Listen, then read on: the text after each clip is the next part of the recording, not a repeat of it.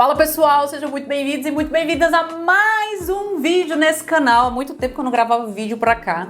O mais interessante é que eu acabei de sair de uma reunião que me rendeu a vontade de gravar esse vídeo. E para você que acompanha esse canal, especialmente se você é optometrista ou estudante de optometria, o que eu quero conversar com você hoje? Eu quero conversar com você sobre por que você deveria montar o seu consultório de optometria. Sobre por que você que é estudante já deve estar pensando em como você vai estruturar esse consultório. E para você que é optometrista e ainda está prestando serviço aí para terceiros, não tem problema nenhum em relação a isso, mas você deveria estar pensando também em estruturar o seu consultório. E se você é optometrista e já tem seu consultório, mas ele tá assim, mais para lá do que para cá, fica nesse vídeo que esse vídeo também é para você. Então vamos lá. Para você que não me conhece, eu sou Rebeca Saraiva, sou optometrista há 15 anos. Já tive clínica, consultório, já vivenciei aí várias experiências aí nesse mundo da optometria, também ligadas às questões de negócios. Hoje também sou mentora de optometristas na área de posicionamento para atrair mais pacientes para os consultórios. Então por isso hoje vamos falar sobre negócios. Existe um ponto importante que eu quero começar esse vídeo falando sobre isso, que é por que o optometrista ele não sai pensando em montar o seu consultório? Por que ele não sai da faculdade pensando em montar o seu consultório? Essa é uma coisa que às vezes parece óbvia, né? Porque para talvez você que é recém-chegado na optometria pense assim, nossa Rebeca, mas eu achei que fosse óbvio que o optometrista formado tinha que montar o seu consultório. E na realidade não é tão óbvio assim. E às vezes o óbvio também precisa ser dito. Deveria ser óbvio, tá? Mas por que não é óbvio? Porque o optometrista, infelizmente, nós na optometria, a optometria brasileira tem um problema muito forte de cultura ainda. Que cultura é essa? Da cultura da época que quem fazia, né, os exames de refração dentro da ótica era o próprio dono da ótica. Da época que existiam os óticos práticos. Ali, no início do século XX, quando a optometria ela começou a ser um pouco mais... A optometria não, né? A ação de fazer refração começou a ficar mais forte dentro do país. Países que eram optometristas e eles ensinaram o ofício, né, para algumas pessoas, né, geralmente as pessoas que estavam dentro da ótica, o ofício da refração, o ofício do aviamento ali das consultas, né, fazer a escolha das lentes para depois fazer o aviamento dessa consulta. Então o que acontece é que quando a optometria começou no Brasil, ela não começou como optometria, não existia optometria na realidade. Então, desde aquela época, passou-se bastante tempo, né? Nós tivemos esses decretos aí da década de 30, que esses decretos da década de 30 surgiram justamente por conta desses problemas, que eram pessoas que não tinham formação acadêmica nenhuma, que estavam fazendo exames de refração, os conhecidos óticos práticos. E aí tivemos esses decretos e tudo mais, a coisa foi passando. Quando foi ali em meados da década de 90, foi que começaram a surgir os primeiros cursos no Brasil, cursos técnicos, tá? Mas de fato, olha o período, né? Do início do século até 90 anos, para que de fato começasse a surgir a ideia de uma formação do optometrista brasileiro. Então, notem que a grande raiz do problema vem de como a optometria nasceu no Brasil. Nós nascemos dentro do seio da ótica, dentro do berço da ótica, assim como em todo mundo, mas o nosso processo de formação acadêmica demorou muito para acontecer. Então, de lá para cá, desde o início do século até os primeiros cursos, nunca deixou de existir gente fazendo refração sem ter conhecimento algum. Simplesmente, como dizia meu pai, colocava a caixa de prova embaixo do braço e saía fazendo aí um melhor pior de todo jeito e escolhi as lentes porque o importante era vender o óculos. Então nunca deixou de existir e mais um motivo para ter havido tanto problema com relação a essa atuação, né, do que não era o optometrista. Então o que acontece é que o optometrista, essas pessoas, né, propriamente, começaram a procurar os cursos técnicos. Começou a existir os cursos técnicos e ótimo. O pessoal começou a tomar consciência e foi lá ter o seu diploma, né, para poder se dizer realmente optometrista. Mas vamos lá, do início do século, vamos colocar ali, 1900, século 20, até 90, a década de 90, foram 90, tá, 100 anos, mais de 100 anos que existiram essas pessoas que estavam dentro da ótica fazendo refração sem ter formação acadêmica nenhuma e dentro da ótica. Ou, às vezes, daquele jeito que a gente ainda conhece até hoje, né, indo pra Oca do Índio, indo lá para dentro das igrejas, para dentro, seja, em cada lugar inóspito que você sabe. Se você é das antigas, você sabe o que eu quero dizer. Então, quando começou a ter esse advento dos cursos, ok, gente, é muito recente, né? É muito recente que, ou seja, há um pouco mais de 30 anos que nós temos formação acadêmica de optometria no Brasil. Então, se está com um pouco mais de 30 anos, diante de 100 anos de cultura, daquela pessoa fazendo refração dentro da ótica, é muito tempo diante dos 30 anos de formação acadêmica do optometrista, ou seja, existe um processo muito grande de desconstrução que precisa acontecer para que o optometrista entenda, saia dessa repetição do padrão do passado, para entender que a gente está numa nova era, tá? Vou até tomar um café aqui, né? Porque é uma hora dessa. Vocês podem estar vendo esse vídeo em qualquer horário, mas 4h30 aqui para mim, tá? Cafezinho. Mas esse processo de quebra de padrão, ele tem que começar por alguém, né? Ele tem que começar por alguém. E começou a acontecer, em especial, quando nós passamos a ter os primeiros cursos superiores no Brasil, né? Graduação. E os graduados, eles, não todos, mas alguns começaram a ter um nível de consciência melhor, alguns foram ter experiência com a optometria em outros países, daí viram a realidade da optometria em outros países e começaram a querer fazer diferente aqui no Brasil. Diferente em que sentido? Começar a se desvencilhar um pouco mais da ótica. Se desvencilhar em que sentido? No sentido de não necessariamente atender dentro da ótica. Até porque a gente tem umas questões também legislativas que impedem essa relação tão direta, né, do optometrista com a ótica no Brasil. Então, algumas pessoas começaram a perceber, alguns profissionais começaram a perceber que eles poderiam ter os seus próprios espaços. E vem aquele outro problema que tá, mas o optometrista pode ou não pode ter consultório? Vem a outra problemática, que é ainda reflexo da problemática lá de trás.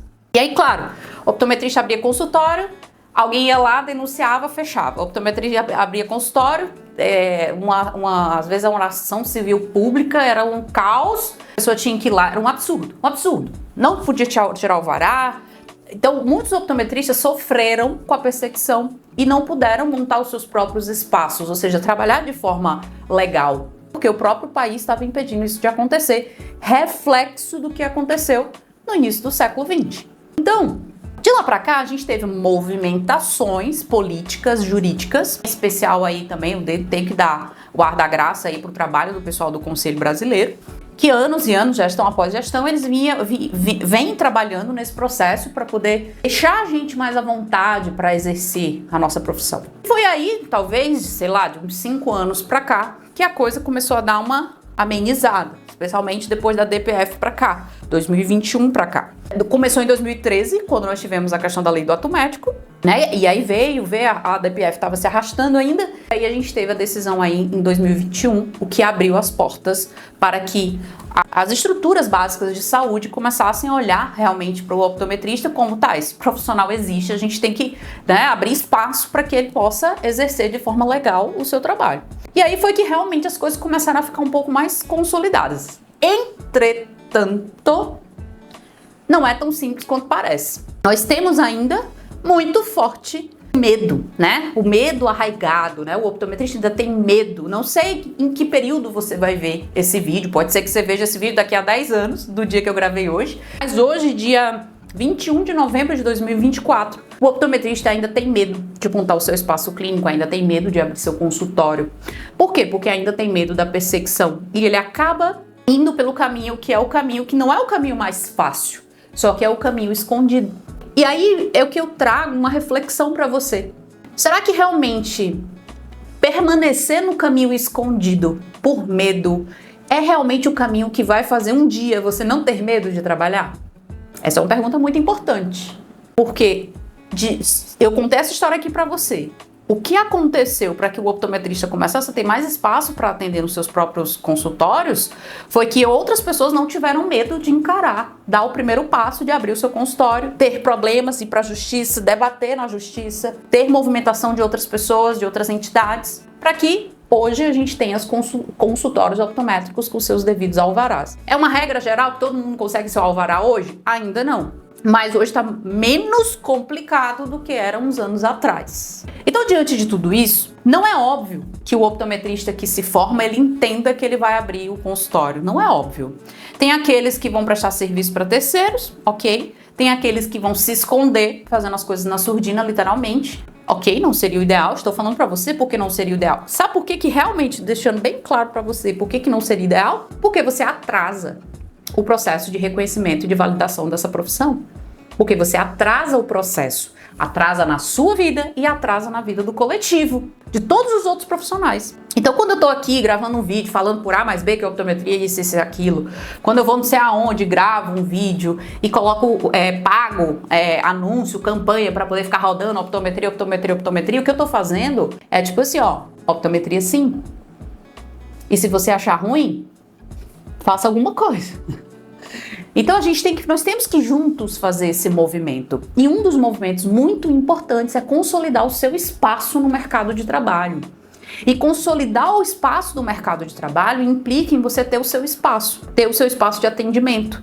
Porque nós optometristas somos profissionais da saúde, somos profissionais autônomos, liberais da saúde. Ou seja, somos profissionais independentes que podemos ter o nosso próprio CNPJ, nós podemos nos tornar empreendedores do nosso próprio negócio, em optometria. Então, talvez você pense, que muitos pensam, mas o consultório de optometria não dá dinheiro, o que dá dinheiro é a ótica. Gente, ótica é um negócio, consultório ou clínica, consultório de optometria, vamos falar assim, clínica já é uma coisa mais ampla, né, que pode envolver outras áreas, mas enfim, vamos falar de consultório. Consultório é um negócio, ótica é outro negócio, são negócios diferentes, apesar de que um apoia o outro, mas são negócios diferentes. Eu falo isso inclusive para os meus mentorados, que alguns têm consultório de optometria e outros têm consultório e ótica.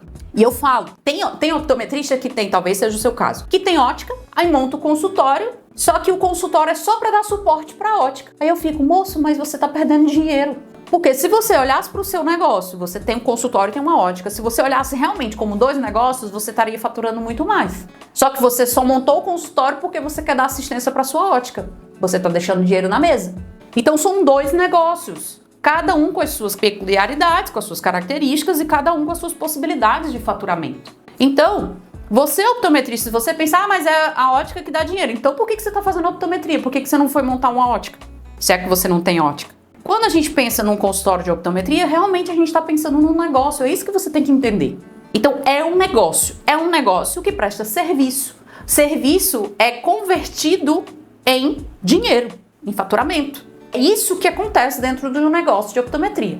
Só que, claro, não é simplesmente, assim como na ótica, não é simplesmente você montar um estabelecimento, colocar umas coisinhas dentro de equipamento e achar que as coisas vão acontecer. Não, na ótica não acontece assim. Você tem que colocar carro de som, tem que fechar parceria, tem que conversar com não sei quem, divulgar a sua ótica, para poder, porque senão os clientes não aparecem. No consultório de optometria, a mesma coisa. Então, por que você deveria montar o seu consultório de optometria? Para conquistar o seu lugar no mercado como profissional da saúde, para dar destaque, consolidar cada vez mais o nome da optometria no mercado. Não é só sobre você, é sobre a optometria como um todo. Para que você tenha um negócio que vai ser rentável. Eu tenho um optometrista que está comigo hoje, está faturando R$35 mil por mês no consultório.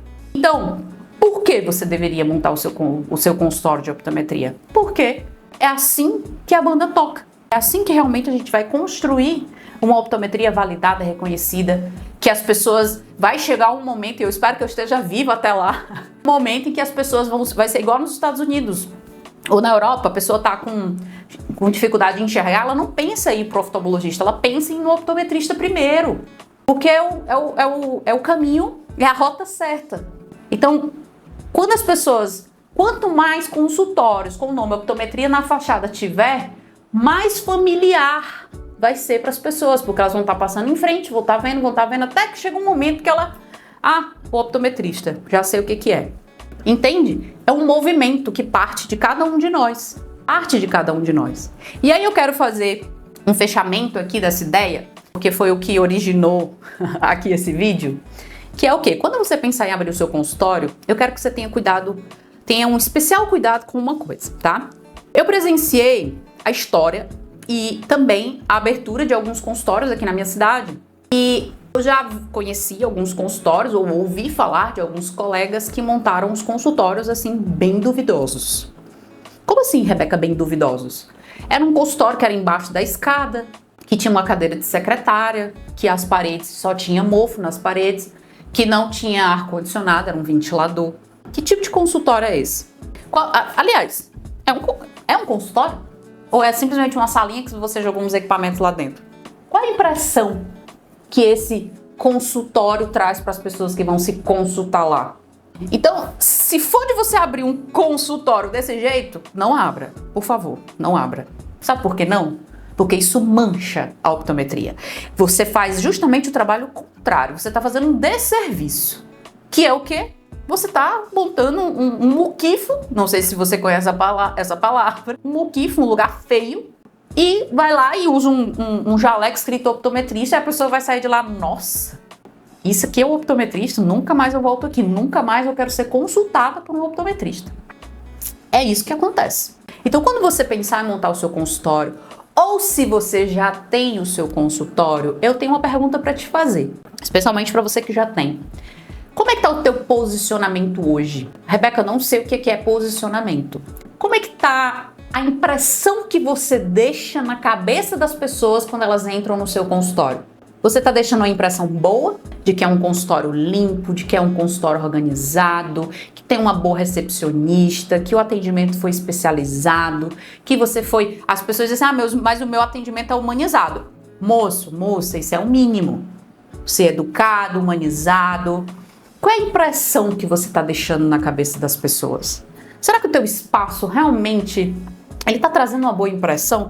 Será que a tua vestimenta está trazendo uma boa impressão?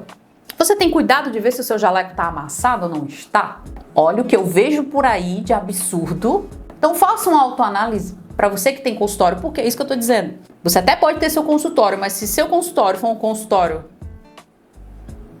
Não precisa nem falar, né?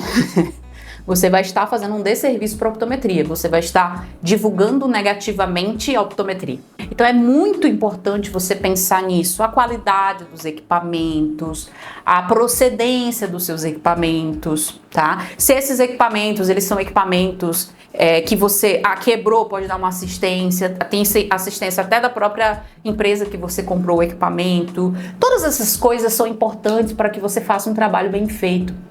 Obviamente, quando a gente fala de posicionamento, existem vários outros elementos, né? Como você se posiciona dentro do seu consultório, como você se posiciona fora, como você se posiciona no digital, tudo isso vai gerar impressão na cabeça das pessoas que te veem, seja no digital, seja no offline. Mas eu quero que você pense nisso. Por que você deveria montar o consultório? Porque você vai consolidar o seu espaço no mercado como optometrista, porque a gente vai ampliar, aumentar cada vez mais o nível de percepção das pessoas em relação à optometria, porque assim a gente eleva o nome optometria no Brasil, e não como era aí há 50 anos atrás, vou nem colocar 50, vou colocar 30 anos atrás, antes dos cursos ou no começo dos cursos técnicos, que era uma negação. Então, vou deixar você aí refletindo. Quero só te avisar que aqui embaixo, na descrição desse vídeo, tem links importantes que talvez sejam do seu interesse. Vou deixar na descrição aqui embaixo. Então é isso, meu caro e minha cara. Pense em relação ao seu consultório e a gente se vê aí no próximo vídeo.